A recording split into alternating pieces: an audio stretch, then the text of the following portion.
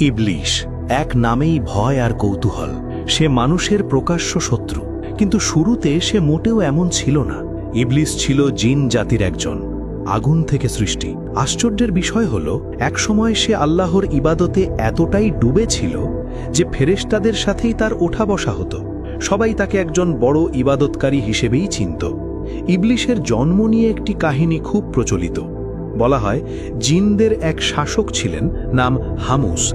তার ছেলের নাম ছিল খবিস।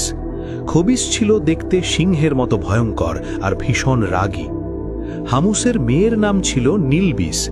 তিনি দেখতে নেকড়ে বাঘের মতো আর স্বভাবেও ছিলেন কঠোর। এই আগুনের স্বভাবের দুই সত্তার মিলনেই জন্ম নেয় ইবলিশ। আগুন থেকে জন্ম হওয়ায় ইবলিশের ভেতরেও আগুনের মতো গুণ ছিল, চতুর, তীক্ষ্ণ বুদ্ধিমান আর খুবই অহংকারী।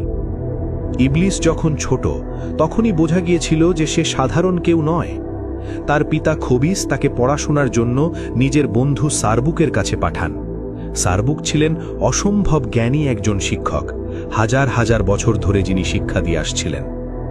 ইবলিশ যা একবার শুনত সেটা আর কখনো ভুলত না। কঠিন জ্ঞানও সে মুহূর্তেই বুঝে নিত। এতে সারবুক ভীষণ অবাক হন।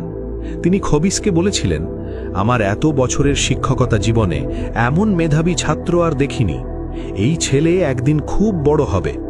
কিন্তু সঙ্গে সঙ্গেই তিনি সতর্কও করেছিলেন, ছেলেটা ভীষণ অহংকারী আর একগুঁয়ে। নিজের বুদ্ধিকেই সে সবার উপরে ভাবে। এই স্বভাবটাই একদিন তার জন্য বড় বিপদ হয়ে দাঁড়াতে পারে। মানুষ সৃষ্টির আগের কথা। তখন পৃথিবীতে শুধু জিনদেরই রাজত্ব ছিল। কিন্তু তারা আল্লাহর অবাধ্য হয়ে পাপে ডুবে যায়। তখন আল্লাহ ফেরেশতাদের আদেশ দেন জিনদের শাস্তি দিতে। ফেরেশতারা যখন জিন নিধন শুরু করে, ঠিক তখন ইবলিশ ছিল একেবারে শিশু।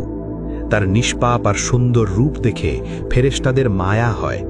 তারা তাকে হত্যা না করে আল্লাহর অনুমতিতে নিজেদের সাথে নিয়ে যায়। ফেরেশতারা ইবলিশকে প্রথম আসমানে নিয়ে গিয়ে ইবাদত শেখায়। ইবলিশ এত মন দিয়ে ইবাদত করত যে অল্প সময়েই সবাই অবাক হয়ে যায়।